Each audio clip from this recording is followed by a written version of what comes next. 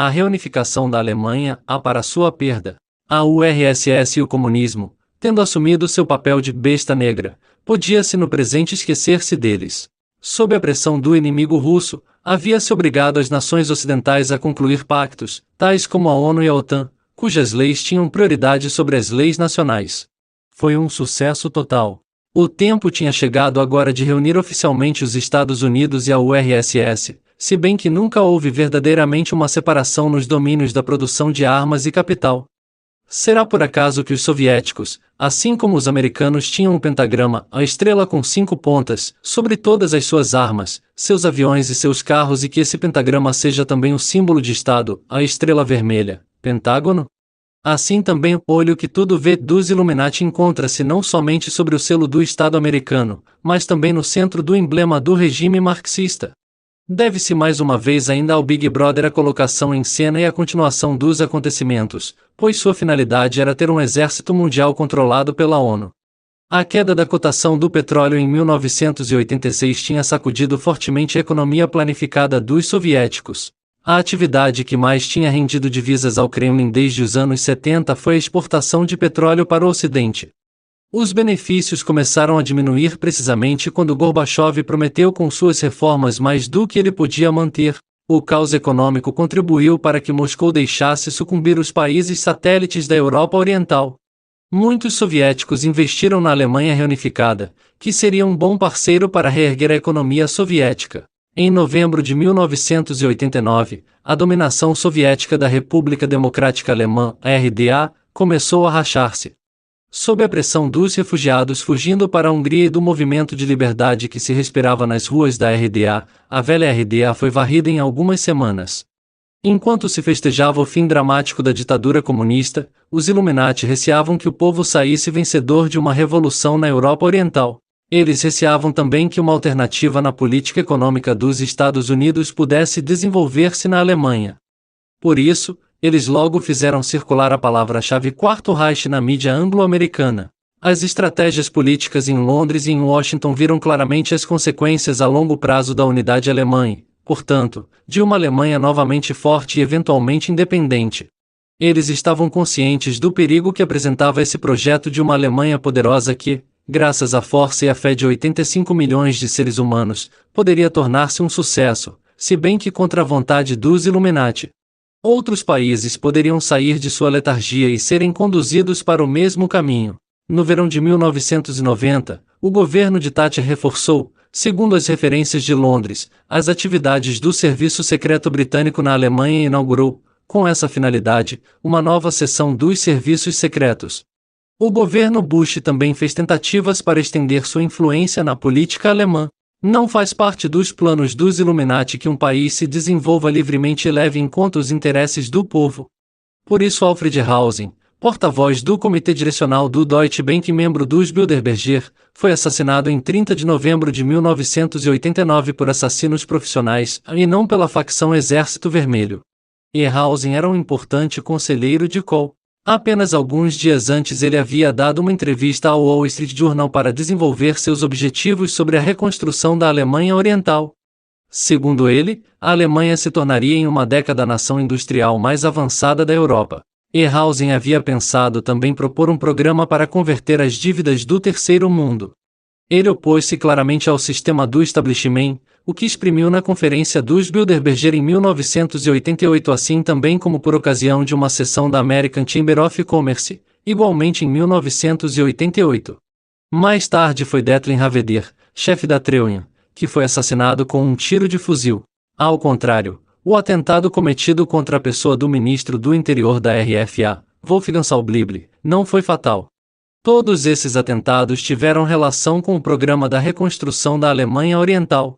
É uma maldosa leviandade apresentar o fantasma da facção Exército Vermelho como autora do crime contra Hausen. Ele era uma das personalidades mais ameaçadas na Alemanha e havia tomado numerosas medidas de segurança a esse respeito. O serviço de segurança do Deutsche Bank estava encarregado de protegê-lo, a polícia vigiava constantemente os arredores de sua residência, e unidades especialmente formadas e equipadas, saídas de um comando de intervenção mobilizada de Hesse, AMEK, observavam ininterruptamente os arredores de sua residência. Mas os autores do atentado conseguiram cavar um buraco na rua em Bed-Omber, e aí depositar um cabo e fechar o buraco com asfalto sem que ficasse perceptível. O advogado federal general von Stahl expôs diante dos deputados do Parlamento Federal alemão o fato seguinte: esse atentado havia sido programado 8 dias antes e os assassinos já haviam instalado quase todos os elementos explosivos, nisso compreendido o cabo, que foi identificado mais tarde e estava ligado ao explosivo. No dia do atentado, os autores do crime instalaram uma barreira ótica no lugar e colocaram a bomba montada sobre uma bicicleta de forma que o veículo de Hausen fosse obrigado a passar bem ao lado. Uma patrulha de polícia a pé controlou, meia hora antes do atentado, o lugar onde todos os preparativos foram feitos. Ela nada haveria percebido. É estranho, e não longe desse lugar, o guarda de uma piscina coberta teria reparado, também meia hora antes, em alguns moços com comportamento suspeito. Além do mais, a armadilha explosiva, acionada pela barreira ótica, não podia entrar em ação a não ser que o veículo de Hausen passasse primeiro. O presidente precedente do Ofício Federal para a Proteção da Constituição, Dr. Richard Meyer, declarou ao Parlamento Federal alemão, uma semana após o atentado, que retiraram o veículo que encabeçava o comboio de Hausen, composto de 3 viaturas. A facção Exército Vermelho teria telefonado para explicar que o veículo estava danificado pelo atentado?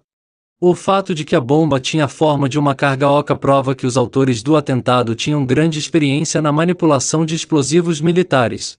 A onda de pressão de tal bomba não se difunde por todos os lados, mas toma a forma de um feixe, o que faz com que se possa dirigi-la sobre um alvo preciso.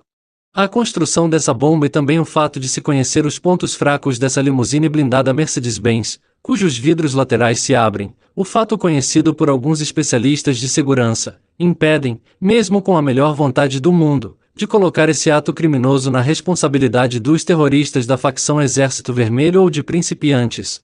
As autoridades no assunto não encontraram no lugar do crime nenhum traço que pudesse indicar os culpados, apenas um papel com a estrela de 5 pontas, a reprodução da metralhadora Eclericó com a inscrição RAF e as palavras Comando Wolfgang Beer, o que, por si só, não é uma prova. Como todas as ações reivindicadas pela facção Exército Vermelho, a RAF, desde que a pretensa segunda geração da RAF com Christian Klar foi presa e desde a passagem para a clandestinidade de uma parte dos terroristas na RDA desde a época de 1984, não houve nem há uma só prova que possa permitir afirmar-se que existam pessoas pertencentes realmente a uma organização terrorista de esquerda RAF. Não existe nenhuma marca digital, nenhum traço de saliva nas baganas, nenhum cabelo e nenhum indício que permitam dizer que eles sejam culpados de, durante 9 anos, lançar bombas sob o nome de facção Exército Vermelho e de, recentemente, terem até dinamitado prisões. A carta reivindicando o atentado contra Ehausen foi tão ridícula que o ministro do Interior dessa época, Saul Blible, enfatizou que ela contrastava, de forma grosseira, com a perfeição técnica e a gravidade do atentado. Existe uma falta total de provas e mesmo de indícios, indicando a culpabilidade de uma organização de terroristas da RAF. Entretanto, os serviços de segurança do Estado alemão acusam sempre a RAF de ser a autora do crime. Em 1º de julho de 1992, os autores da ORA e da WDR, a canais de televisão alemães, tornaram pela primeira vez públicos os resultados de suas pesquisas no programa Brennpunkt com o título O Fim da Lenda da Facção Exército Vermelho. Eles emitiram a tese de que a pretendida terceira geração RAF, que é oficialmente a autora dos crimes terroristas destes últimos anos, não seria mais do que uma lenda sem fundamento. Os autores Wolfgang Langreber, Eckers e Gerard Wisniewski aprofundaram sua tese no livro sobre o fantasma da RFA que apareceu nas edições Knaur. Seus argumentos principais são, contrariamente à primeira geração da facção Exército Vermelho, Amenhof, Bader, Insling, e a segunda, a Susanne Albrecht, Christian Klar, a pretendida terceira geração jamais deixou o menor traço de indício sobre o lugar do crime. As pessoas que pertenciam à terceira geração da facção Exército Vermelho, como por exemplo Christian Seidler, todas desapareceram desde meados dos anos 80 sem deixar traços e sem jamais dar sinal de vida. A hipótese de que terroristas dirigem a partir de sua prisão a facção Exército Vermelho é fortemente colocada em dúvida ou mesmo excluída pelos especialistas. As diretrizes do comando devem emanar de outro lugar. Os únicos indícios que permitiram a conclusão de que os atentados desses 7 últimos anos emanam da facção Exército Vermelho eram as cartas reivindicando esses atos qualificados de autênticos pelos serviços de segurança alemão. Mas os métodos aplicados não resistem a uma verificação. No meio da transmissão, houve uma entrevista com a principal testemunha do caso, Ehrhausen, Siegfried Nonne, que retratou seu testemunho de janeiro de 1992. Ele explicou que colaboradores do órgão de proteção da Constituição de Hesse haviam ameaçado aprisioná-lo ou matá-lo e haviam obrigado a fazer um falso testemunho, quer dizer, a declarar que ele havia hospedado os culpados em seu apartamento em Bad Homburg e que ele havia preparado com eles o atentado contra a pessoa de Alfred Ehrhausen. A equipe de televisão tirou essa conclusão cheia de consequências. A terceira geração da facção Exército Vermelho é um fantasma mantido artificialmente, visando a uma finalidade consciente desejada para enganar o povo. Além disso, a equipe suspeitou de que a direção política da República Federal da Alemanha não somente tolerou, mas até mesmo contribuiu, no fim dos anos 70 e no início dos anos 80, para que grande parte dos membros da facção Exército Vermelho desaparecesse na RDA da época. De fato é verdade que não somente os serviços aliados, mas também as autoridades e os serviços alemães tenham sabido que esses ex-membros da facção Exército Vermelho tinham passado clandestinamente para a RDA. Deram a entender ao público que esses ex-membros, procurados sem cessar por meio de cartazes com seus retratos, ter-se-iam misturado com os atentados cometidos nos anos 80. Por ocasião do último atentado que eles aparentemente reivindicaram, isto é, a dinamitação profissional de uma prisão em Weiterstadt, foi encontrado, como de hábito, somente um papel com o emblema deles e o nome do comando, senão não haveria nenhum traço, nenhum erro, nenhuma testemunha. O jornalista italiano Cipriani teve uma entrevista com o ex-coronel da Aeronáutica dos Estados Unidos, Fletcher Prouty. Este percebeu o motivo da morte de Ehrhausen nas 11 primeiras páginas de um discurso que Ehrhausen queria fazer nos Estados Unidos 4 dias após o atentado. Ehrhausen nele revelava sua visão de uma nova forma que poderia ser usada entre as relações da Europa Oriental e Ocidental, o que teria como consequência modificar o destino do mundo. O coronel Prouty acrescentou na entrevista que Alfred Ehrhausen, John F. Kennedy, Aldo Moro, Enrico Mattei e Olof Palme tinham todos sido assassinados pelo mesmo motivo. Nenhum deles teria aceitado que o mundo fosse controlado pelos condomínios de Yalta. Todos esses atentados foram provocados por uma pequena elite que queria seu poder baseado na ideia de uma Pax Mondiale, a paz mundial, ameaçada. Observação sobre a situação atual, na onda de pessoas chegando à Alemanha pedindo asilo foi programada intencionalmente e faz parte do grande plano da elite que deseja erigir a nova ordem mundial.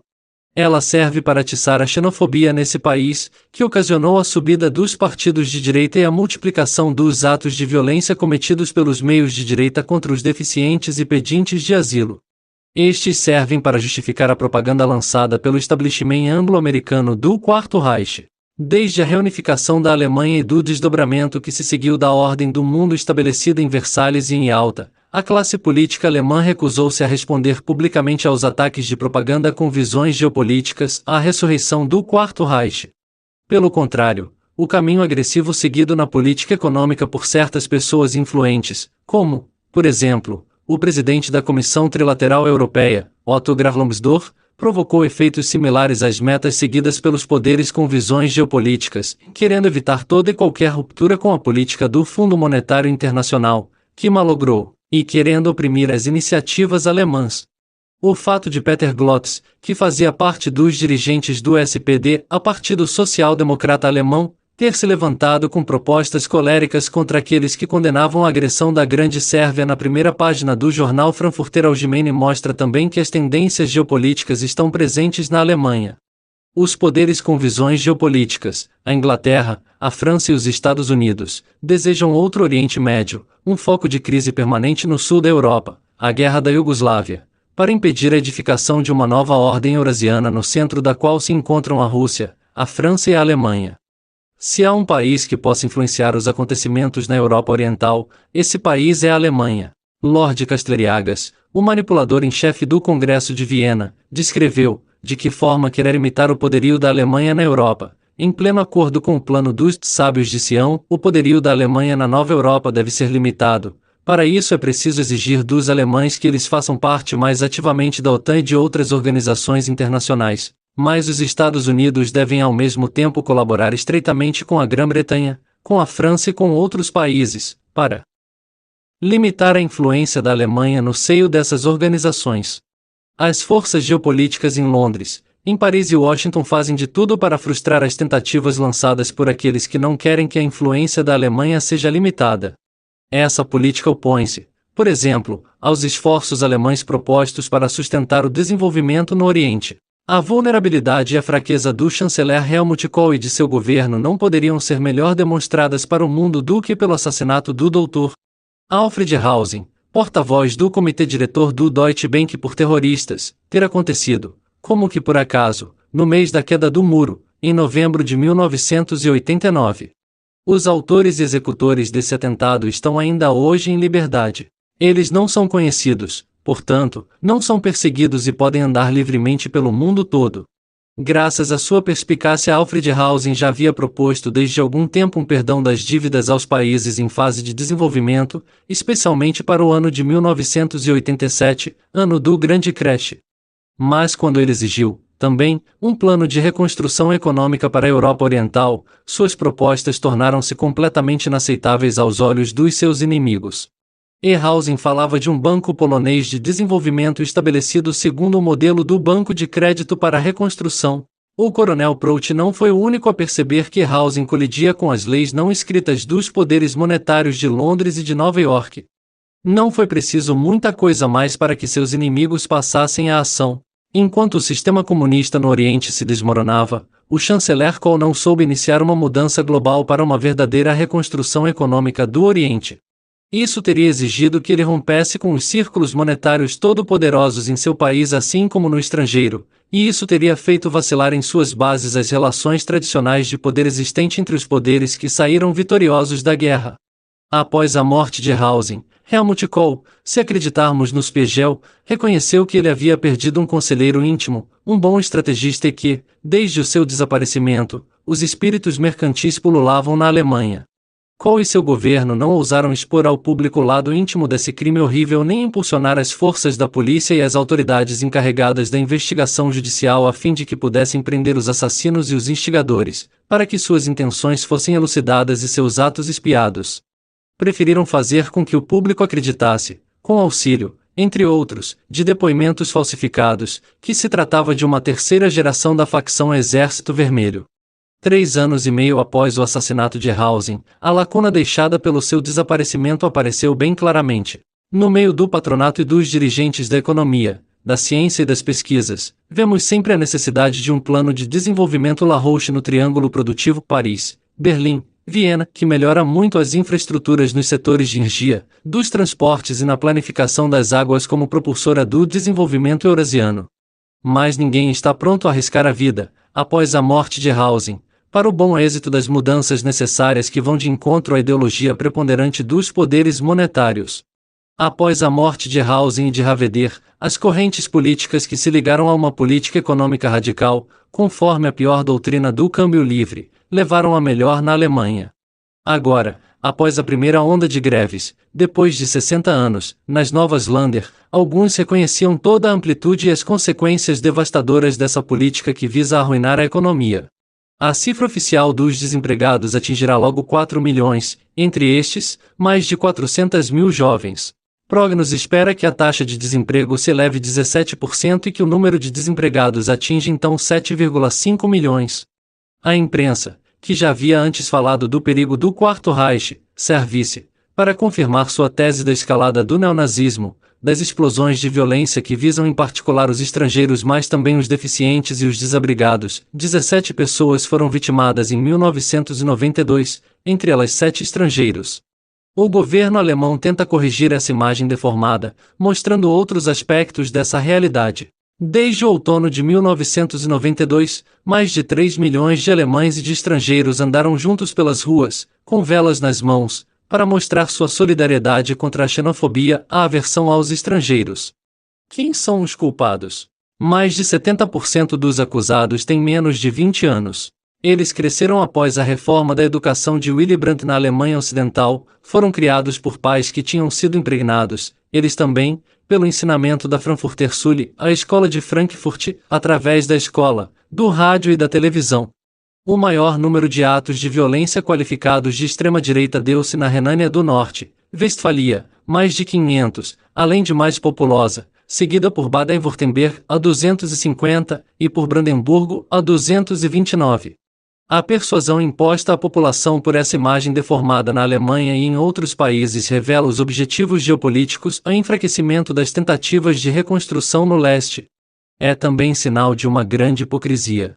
Com o apoio de documentos oficiais assim como entrevistas atuais podemos perceber por que a Alemanha, as ações dos racistas zelosos e de skinheads americanos remontam a muitos anos atrás, até os anos o que é chocante, e que o NSDAPK, o Partido Alemão Nacional Socialista no estrangeiro, na América, dirigido por Georg Hexlauk, pode desenvolver visivelmente atividades, até hoje, do outro lado do oceano, com seus camaradas alemães, entre os quais Michael Kuhnen, morto de AIDS, que era um partidário próximo a Lauk, sem ser molestado pelas autoridades americanas ou pelos controles de fronteira.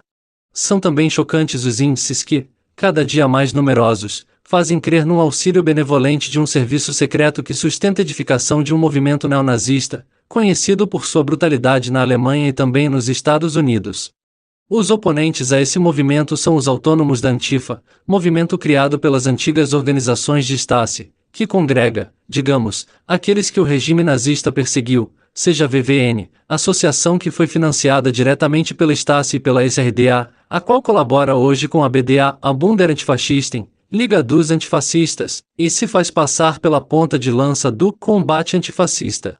Esses oponentes e o movimento neonazista reúnem cada um cerca de 6.000 militantes que semeiam a violência. Todos os dois são instrumentos de uma estratégia de tensão que visa minar a paz interior e exterior da Alemanha. Assim, como podeis ver, os Illuminati, de novo, segundo o método de Maquiavel, que está comprovado, têm financiado os dois campos, o que faz com que eles os controlem. De um lado, encontra-se a corrente do rito escocês franco-maçônico, a KKK, BNIB-RIT, Liga da Antidifamação, ADL, NSDAPK, que vai até o meio dos neonazistas e dos skinheads alemães, e de outro, a organização da Stasi, controlada pelo sistema comunista, organização que se estende até o meio da extrema-esquerda e até a Antifa. A Gesinnungsgemeinschaft der Neuen Front, GDNF, os Amigos Políticos da Nova Frente, fundada por Kuhnen em 1977, faz parte, com 400 membros, de um dos mais importantes grupos de introdução estreitamente ligados ao NSDAPK.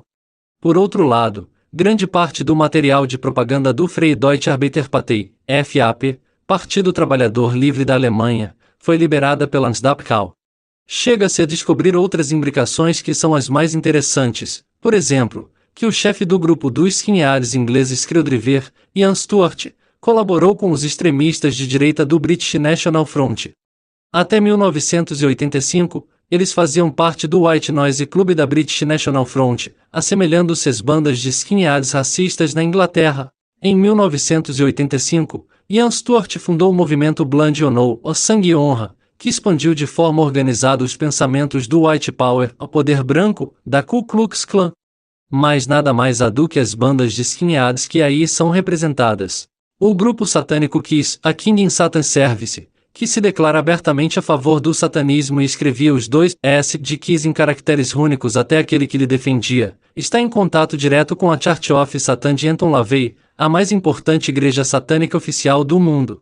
Essa Church of Satan urdiu, no passado, estreitas relações com muitos grupos de roda satânicos ingleses e americanos. Foi ela, por exemplo, que promoveu o grupo britânico Black Sabbath com o cantor Ozzy Osbourne. Os Rolling Stones tinham também uma ligação estreita com a Church of Satan. Michael Aquino, chefe neonazista e satanista, é o dirigente da seita de Satan Temple of Set, originada da Church of Satan. Nos anos 60 e 70, ele era oficial de conduta de guerra psicológica das Forças Armadas dos Estados Unidos e, ao mesmo tempo, autor, filósofo e historiador da Church of Satan. Em 1981, o tenente-coronel Aquino, em completo segredo, tomou a função de conselheiro europeu do Estado-Maior-General americano. Esse mesmo Aquino fez uma cerimônia satânica no Castelo Wewelsburg, na Alemanha, onde o chefe dos SS Heinrich Himmler havia antes consagrado uma peça para as missas negras, a Valhalla. Para exercer suas funções atuais de satanista e de extremista de direita no seio das Forças Armadas dos Estados Unidos, Aquino teve que formar um novo grupo com um controle mais sereno que ia mais longe do que a Church of Satan em O Templo de Sete. Aquino agregou também os abusos sexuais e satânicos praticados em crianças, o neonazista Gary Hexlaw e o sacerdote satânico da extrema-direita Anton Sandor Lavey estão estreitamente ligados com Dennis Mahon, atualmente grande dragão dos cavaleiros da Ku Klux Klan, assim como o falecido Michael Coonan, a todos homossexuais. Por intermédio de Aquino, todos estão em relação com o Tavistock Institute de Conduta de Guerra Psicológica, em Sussex, na Inglaterra, do qual já falamos. Montagu Norman, dirigente do Banco Central Britânico de 1920 a 1944, que favoreceu a ascensão de Hjalmar Schacht, portanto, de Hitler, era, a seu dizer, o melhor amigo de Hitler. Norman era, também um místico selvagem, um teósofo e sofria frequentemente de depressões psicóticas. No fim da guerra, ele aposentou-se do Banco da Inglaterra e trabalhou para a União Mundial contra as Doenças Mentais. Ele nomeou o comandante John Howlin Hayes como presidente dessa entidade. A esposa de Norman era uma fanática racista e fazia parte do British Health Board. O comandante Hayes, chefe do Departamento para a Guerra Psicológica no Exército Britânico, dirigia o Tavistock Institute na Inglaterra. Foi devido a tais preconizadores, entre outros, que o pesadelo da doutrina das raças promulgada pelos nazistas e sua concepção do mundo puderam sobreviver no Ocidente.